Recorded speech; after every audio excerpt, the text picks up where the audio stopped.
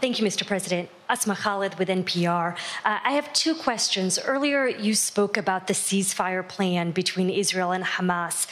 We're now looking at 10 months of war, and I'm curious if there's anything that you feel personally you wish you would have done differently over the course of the war.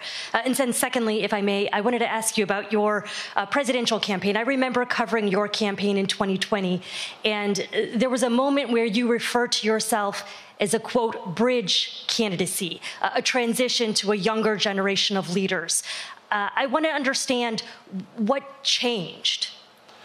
Two things. Let's go back to when you talked about would I have changed anything that's happening with Israel and the Palestinians and the Palestinian movement. The answer is, as you recall, from the very beginning, I went to Israel, but I also got immediate contact with al-Sisi in Egypt. I met with the King of Jordan. I met with most of the Arab leaders to try to get a consensus going as to what had to be done to deal with getting more aid and food and medicine into the Gaza Strip. And we pushed it really hard. And Israel occasionally was less than cooperative, number one. The Israeli War Cabinet, I've been dealing with Israel since Golda Meir. Some of the reporters around here come here all the time have heard me say this. The first time I met with Golda Meir, I sat across from her at her desk, and her assistant was Rabin sitting next to me. That's how far back I go. I know Israel well, and I support Israel. But this war cabinet is one of the most conservative war cabinets in the history of Israel. And there's no ultimate answer other than a two-state solution here. And so what was able to be done in terms of the plan I put together was it would be a process for a two-state solution. And we get the Arab nations to, particularly from Egypt all the way to Saudi Arabia, to be in a position where they would cooperate in the transition so that they could keep the peace in Gaza without Israeli forces staying in Gaza. The question has been from the beginning, what's the day after in Gaza?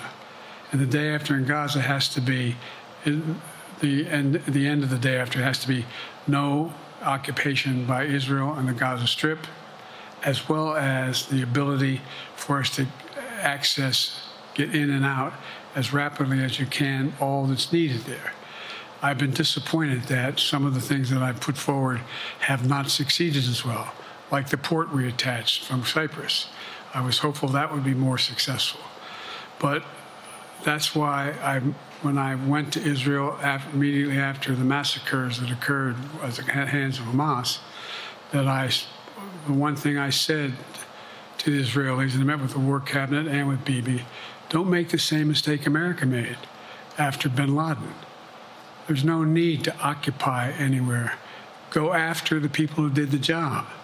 You may recall, I still get criticized for it, but I was totally opposed to the occupation and trying to unite Afghanistan.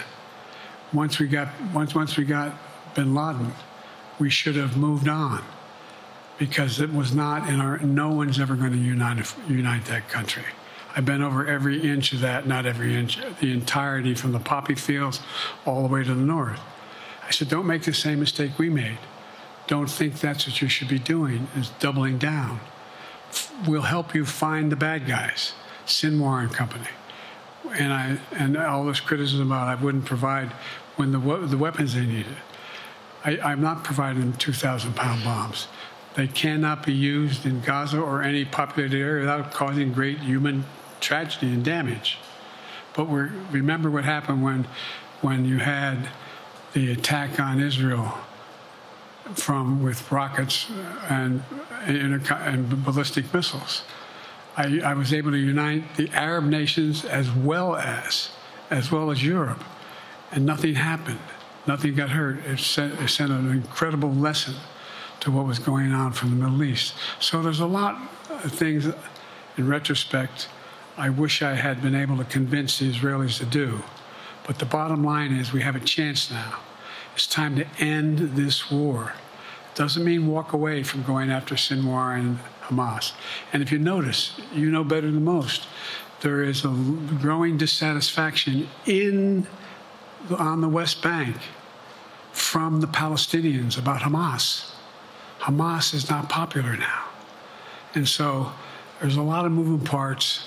I just have to keep moving to make sure that we get as much done as we can toward a ceasefire, and get those. And by the way, look at the numbers in Israel. I mean, my numbers are better in Israel than they are here. But then again, they're better than a lot of other people here too. But anyway. Bridge candidacy in 2020, you referred to yourself as being a bridge candidate for a younger, fresher generation of Democratic leaders, and I wanted to know what changed. What changed was the gravity of the situation I inherited in terms of the economy, our foreign policy, and domestic division. And I think, I won't put words in anybody's mouth, most presidential historians give me credit for having accomplished more than most any president since Johnson and maybe before that to get major pieces of legislation passed. And what I realized was my long time in the Senate had equipped me to have the wisdom to know how to deal with the Congress to get things done. We got more major legislation passed that no one thought would happen. And I want to finish it, to get that finished. If tomorrow, if we had a circumstance where there was a lineup and I hadn't inherited what I did and we just moved things along, anyway, it's going to change. Last question.